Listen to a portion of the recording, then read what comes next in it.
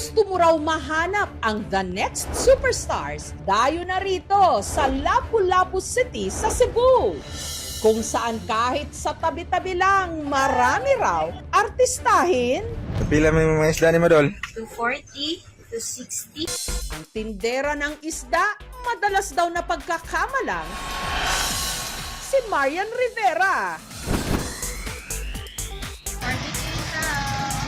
Idol, nagsugba naman lang ka daw. Wala kay shooting na Dol? Ang taga-ihaw naman ng isda, mga idol, papasang kakambal ni Robin Padilla. Lapu-Lapu City na nga ba ang dapat tanghaling City of Stars? Mga kapuso, meet ang alindog na Marimar, si Mary Beth. Ow! Ang Marian Rivera ng Barangay Pusok. May resemblance lang po sa hugis ng mukha. Yung face, yung skin, kasi maputi din po si Marian. Pero ang buhay ni Maribeth, malayo sa kinang ng showbiz. Story of my life. Searching for the right. But it keeps avoiding me. Ang story of her life kasi ang magbenta ng isda. Pasensya na kayo mga kaibigang isda kasi kailangan ko kayong ibenta. Kasi, Hoy! Sino ba kinakausap mo? Start po kami ng displays 6 a.m. until 9 a.m. Balik din kami ng displays 4 p.m. until 7 p.m. po. Mula raw nag-viral ang kanyang video, mas lalo raw dumami ang kanyang benta. Marami nang pumupunta dito at bumibili po. Sabi nila, oy si Marian, yung nagtitinda ng isda. Binibiro nila, oy Marian, pa-picture ako. Pa-autograph naman po. Na-amaze po.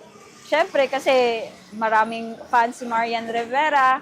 At para sakyan ang trip ng dumarami niyang fans online, sinipagan na raw ni Maribeth ang paggawa at pag-upload ng videos. Sideline lang po, parang katuwaan lang namin. Unexpected na meron kaming nag-viral. Kahawig po kayo ni Marian Rivera, lalo po pag nakangiti. Twin sister ni Marian. Ganito pala yung feeling maging artista. Ang daming nag-iidolo sa'yo.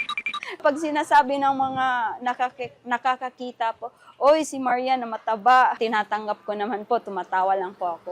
Idol, nagsugba naman lang ka daw. Wala kay shooting na Dol? May shooting kay ako na mag-impediment.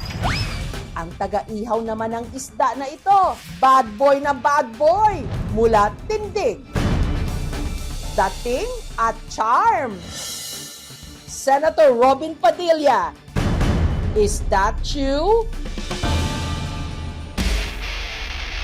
Mali! Siya pala ang 26 anyos na si Tiban. Idol! Never, never, boy. Ang pagkakapareho po namin ni Robin Padilla is yung pangangatawan, yung buhok, saka yung mukha, yung height. Para talaga si Robin. Masaya naman ma'am, siyempre. Kamukha mo yung inidolo mo. Pag may nakakita sa'yo, sinasabihan ka nilang idol. Idol, Robin. si Robin Padilla. Sana all Robin Padilla look-alike. Baka kambal niya yan. Tumas yung kumpinit ko, feeling ko, artista na ako. Si Tiban, hindi senador, kundi sales boy. At gaya ng kanyang idol na si Binoy, si Tiban may pagka-bad boy rin daw. Uy ate, bili ka muna dito. Nakakawala ng sakit ng tiyan. Okay, kumain ka na. Minsan, nanununtok. O yung may nagsasalita sa akin ng hindi maganda. Ay, Tiban! Bad nga yan! Idol, nagsugba naman lang ka daw. Wala kay shooting na Dol? Mula nung nag-viral ang kanyang video, Si Robin Padilla. si Tiban na-inspire na raw na i-pursue ang showbiz, content creation. Salamat sa suportang binibigay ninyo.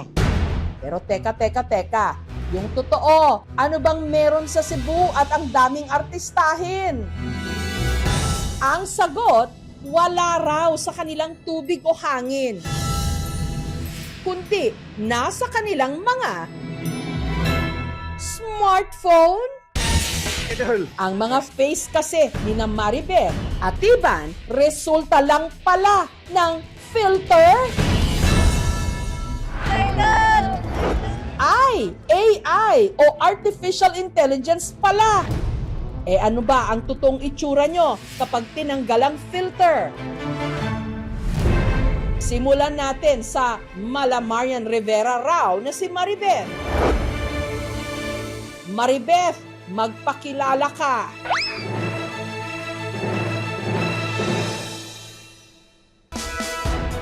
Bad Boy Tiban, ano ba talaga ang iyong totoong itsura?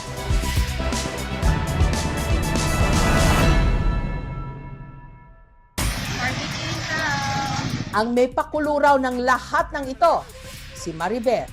Napagdiskitahan niya kasi ang nauuso ngayong filter online kung saan pwede mong isalpak ang facial features ng isang celebrity sa iyong mukha. Nakikitrending lang po. Nag-search lang po sa YouTube kung paano gawin. Tapos, tinanay namin. So, ito yung video sample. Punta tayo dito sa drop. At hanapin natin ang picture ni Marian. Ayun. Tapos, adjust lang natin dito. Tapos, render. And then, intanin lang natin mag-upload. Open the file. At eto na po. Pasensya na kayo mga kaibigang isda kasi kailangan ko kayong ibenta. Yung mga ordinaryong tao po is pwede na ding maging artista. Kumbaga mas malakas yung loob at naging confident enough po kasi nga po yung face. Sa kanilang mga napaniwala, katuwaan lang daw po ang lahat ng ito.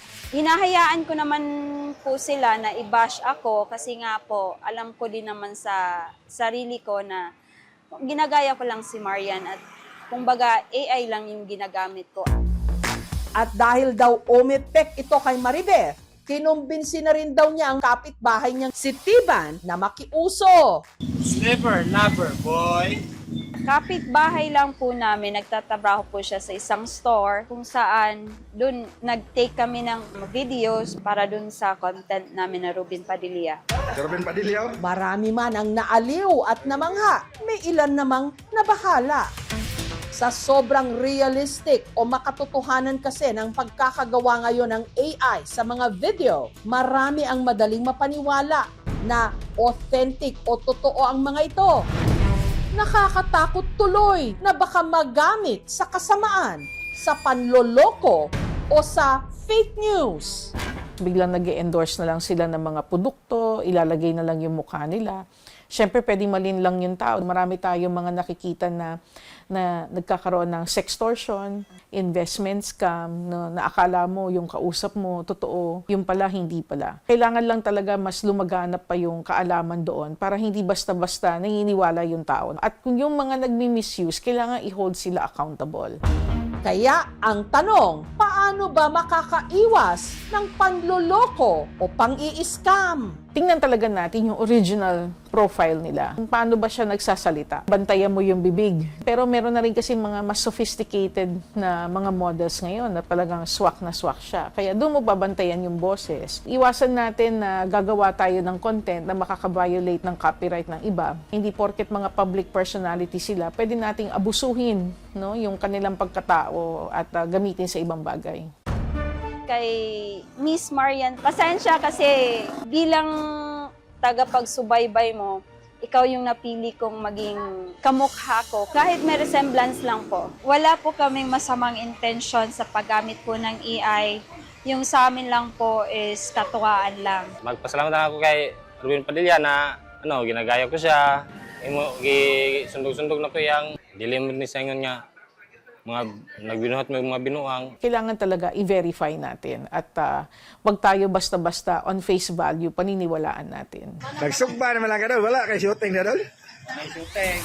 Nakakatawa at nakakamangha naman talaga kung paanong sa ilang click lang, kayang-kaya ng makakopya ng mukha kahit sino. Pero sa isang banda, nakababahala ito, lalo na kung ang teknolohiyang ito gagamitin ng iba para makapanloko. Kaya, huwag lang hangaring maging kamukha ng inyong mga idolo. Maging mapanuri rin at matalino.